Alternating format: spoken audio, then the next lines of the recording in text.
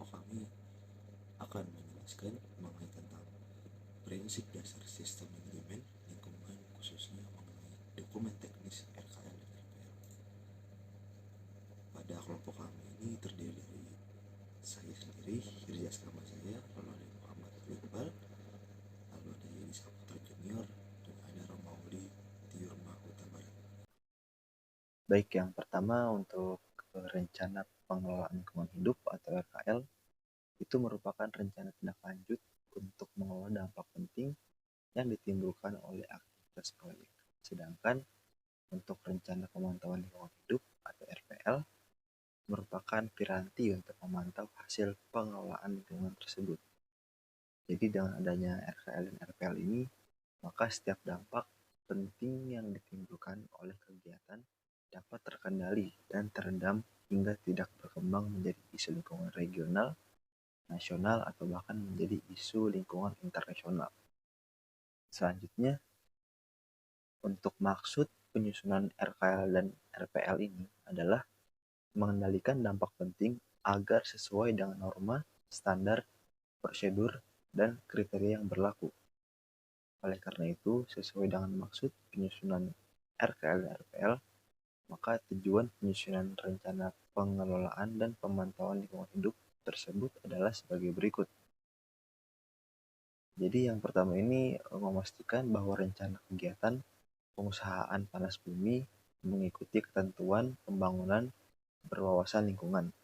Lalu yang kedua itu mengelola dampak penting yang timbul dari kegiatan pengusahaan panas bumi sesuai baku mutu lingkungan. Yang ketiga itu mengelola lingkungan secara terpadu. Yang keempat, memantau dampak negatif penting dari kegiatan proyek. Yang kelima itu menyampaikan informasi hasil pemantauan lingkungan proyek kepada para pemangku kepentingan sebagai bahan acuan untuk evaluasi. Selanjutnya, pelaksanaan RKL dan RPL secara baik, konsisten, dan berkesinambungan dapat memberikan manfaat bagi pemrakarsa, pemerintah, maupun masyarakat. Jadi pelaksanaan RKL yang konsisten perlu diikuti dengan pelaksanaan RPL secara terus-menerus dan berkelanjutan sehingga dapat menjadi bahan acuan untuk evaluasi dan penyempurnaan RKL. Lalu rencana pengelolaan lingkungan dilakukan dengan berbagai pendekatan. Antara lain itu pendekatan teknologi, sosial, ekonomi, institusi, atau dengan kombinasi. Jadi dalam upaya mencapai kekayaan lingkungan, perusahaan tetap memperhatikan kekayaan teknis dan ekonominya. Di sini saya akan menjelaskan tentang rencana pengelolaan lingkungan hidup. Yang pertama itu ada tahap prakonstruksi. Sumber dampaknya berasal dari pembebasan lahan, di mana sebagian besar lahan telah dibebaskan pada tahap eksplorasi.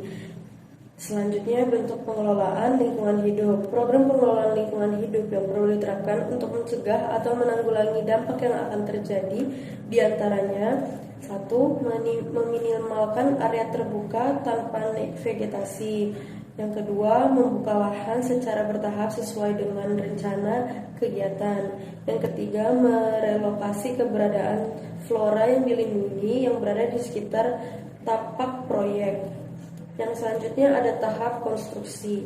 Sumber dampak dari tahap konstruksi ini adalah pemboran sumur produksi, sumur injeksi, uji sumur produksi, dan pembuatan PLTP.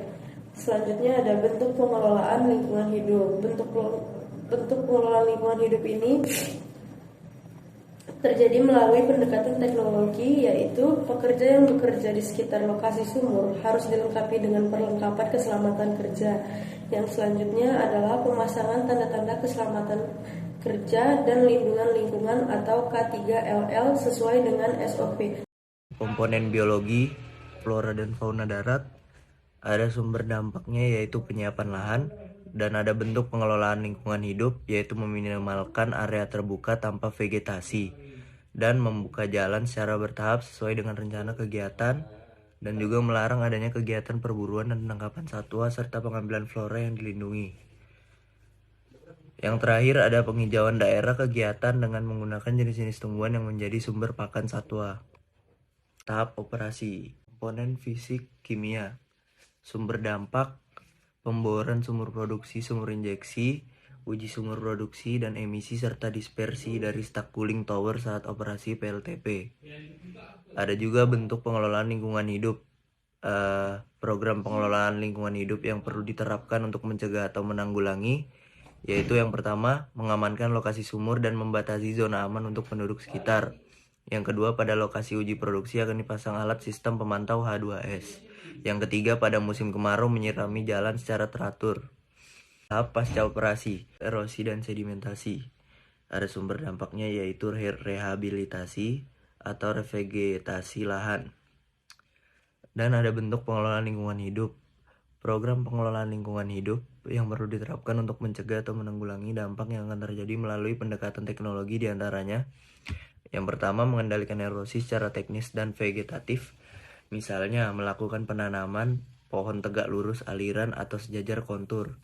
Yang kedua, melakukan pengelolaan erosi dan sedimentasi yang telah dilaksanakan pada tahap konstruksi dan operasi. Pengelolaan dampak lainnya. Yang pertama itu sumber dampak.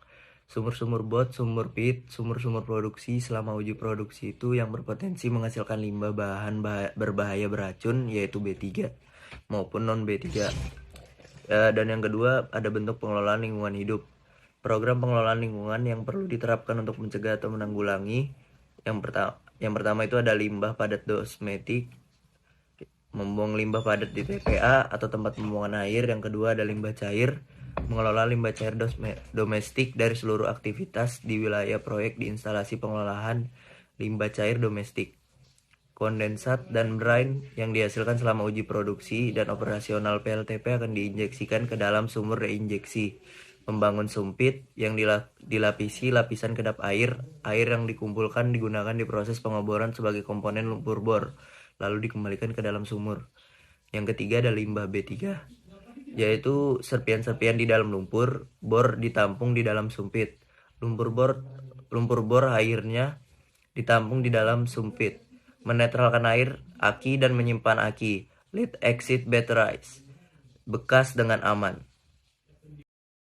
Yang terakhir ada pada rencana pemantauan lingkungan hidup. Jadi tahap ini dibagi lagi menjadi tahap prakonstruksi, yaitu pada sumber dampaknya pembebasan lahan, lalu metode pengumpulan analisis data, yaitu pengumpulan yang dapat dilakukan melalui observasi dan wawancara. Analisis data dilakukan secara komparatif, deskriptif, dan kualitatif. Lalu ada waktu pemantauan lingkungan hidup. Waktunya itu jangka waktu pemantauan pada tahap prakonstruksi dan frekuensi pemantauan sekali selama tahap prakonstruksi. Lalu pada tahap konstruksi. Pada tahap konstruksi ini terdapat sumber dampaknya, yaitu pemboran sumur produksi, sumur injeksi, uji sumur produksi, serta emisi dan dispersi dari stack cooling tower saat operasi PLTP. Metode pengumpulan dan analisis datanya itu ada 3, yaitu pengukuran udara ambien dengan sampling TSP di udara ambien menggunakan high volume sampler. Lalu ada analisis data dengan menggunakan metode SNI 19719.3/2005. Lalu ada pengukuran data H2S di udara ambien. Lalu yang terakhir adalah waktu dan frekuensi pemantauan lingkungan hidup, yaitu jangka waktu pemantauan pada tahap konstruksi dan frekuensi pemantauan 2 kali, yaitu pada musim kemarau dan sekali musim hujan selama tahap konstruksi. Lalu ada tahap operasi. Tahap operasi ini memiliki sumber dampak yang hampir sama tapi lebih banyak dari tahap konstruksi yang tadi. Jadi sumber dampaknya ialah pemboran sumur produksi, sumur injeksi, uji sumur produksi, serta emisi dan dispersi dari stack cooling tower saat operasi PLTP. Lalu ada pengujian atau commissioning, lalu ada operasi turbin dan kondensat. Kemudian ada metode pengumpulan dan analisis data, yaitu pengukuran udara ambien dengan sampling TSP di udara ambien menggunakan high volume sampler, analisis data dengan menggunakan metode SNI 19119.3.2005, pengukuran data H2S di udara ambien. Kemudian ada waktu dan frekuensi pemantauan lingkungan hidup. Jangka waktu pemantauan pada tahap operasi. Lalu frekuensi pemantauan adalah 6 bulan sekali. Kemudian ada tahap pasca operasi. Ini terbagi lagi menjadi sumber dampak, yaitu rehabilitasi dan revegetasi. Lalu ada metode pengumpulan dan analisis data, pengukuran erosi tanah dan menggunakan metode peta kecil. Lalu terakhir adalah waktu dan frekuensi pemantauan lingkungan hidup pada tahap pasca operasi setiap 6 bulan sekali. Yang terakhir adalah pemantau dampak lainnya, yaitu pada sumber dampaknya ialah limbah padat domestik, air buangan dari instalasi pengeluaran air limbah, IPAL, cair domestik, sumur-sumur bor, sampit, sumur-sumur produksi selama uji produksi yang berpotensi menghasilkan limbah B3 maupun non B3. Lalu kemudian ada metode pengumpulan dan analisis data, mengukur jumlah limbah padat yang dihasilkan dengan menghitung jumlah truk yang membawa limbah padat masuk ke membuang limbah ke TPA, mengumpulkan, menyiapkan, menganalisis contoh air dari saluran keluar semua IPAL domestik sesuai dengan protokol PT-SML. Lalu ada yang ketiga adalah waktu dan frekuensi pemantauan lingkungan hidup. Sama tahapan konstruksi dilakukan, limbah padat dibuang ke TPA, IPAL 1 kali per bulan. Itu waktunya. Kesimpulan, pelaksanaan RKL dan RPL yang baik dan konsisten pada proyek akan dapat